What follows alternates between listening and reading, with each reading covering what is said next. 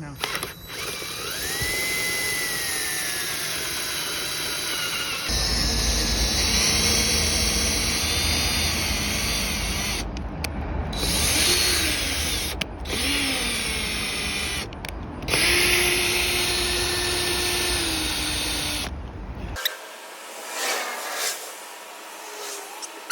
Okay, back, yep, back in.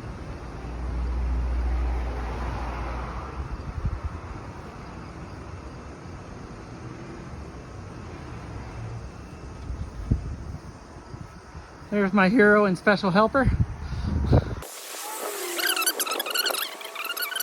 As you can see, she's lined up. She's lined up.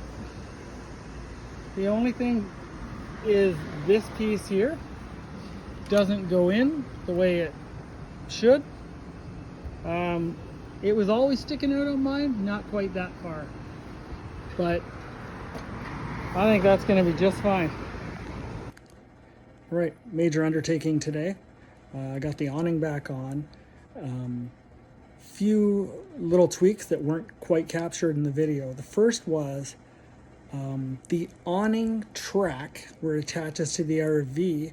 Initially when I put it on and was opening and closing it, it was shifting towards the back quite a bit.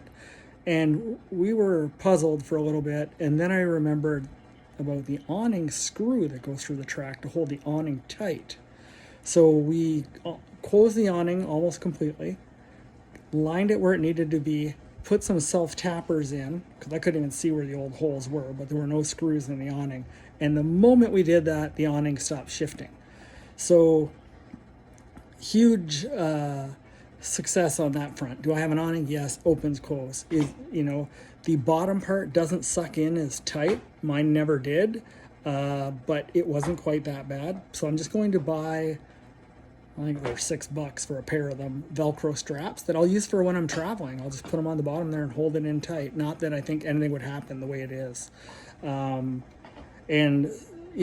takes the tally up to about $35 total for the repair, minus my time and with the help of my friend there, Wayne, which is great. I mean, I have zero complaints. One thing that got noticed once the awning was on, we were moving back and forth initially before we figured that awning shift part back in that we needed to put a screw in for, was that the actual trailer did get a little bit of damage. Not unsurmountable, but it did add a couple things that I need to take into consideration. The actual aluminum siding is pushed in a little bit at the top, right where it would have made impact in the front, but it pushed it in perfectly evenly. And that might be what's accounting for it sticking out a little further on the bottom. Maybe. Like I said, I'm not going to lose sleep over it. The other piece was one of the screw holes, so there were 4 bolts at the top. One of the screw holes isn't really grabbing anything, so I'm just going to go buy another screw up one size to a 5/16, put it back in, and then I'll reseal with butyl tape over top of that, and hopefully that will put that to bed, and then it's all back together. The other thing that happened when Wayne was working is he ended up removing my cover off that idler head, so I have to go put that back on.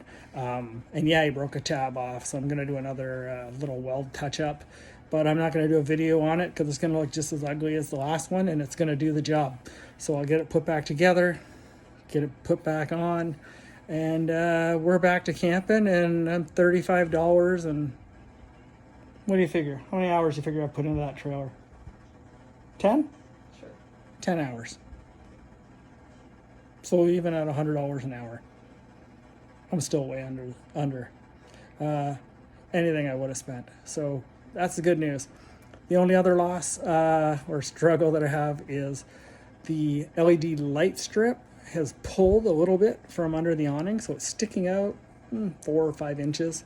And pinched a little bit, so I can't get it back in there, but I haven't spent any time really trying to. I just was jamming at it and stuff, so I may just get a pair of pliers, open it up a little bit, see if I can't get it fed in there and slide it back in, but it still works. It's just sticking out a little more towards the front. So again, little things like that I don't lose sleep over, but I will get it doctored up. Just a little ingenuity and elbow grease. Anyway, I really appreciate everybody watching. I want to thank you for the support, and please subscribe if you haven't. Obviously, as I come across more repairs, maintenance, that type of thing, I will happily do a video to show what I've done on that front. But yeah, thanks a lot, and happy camping.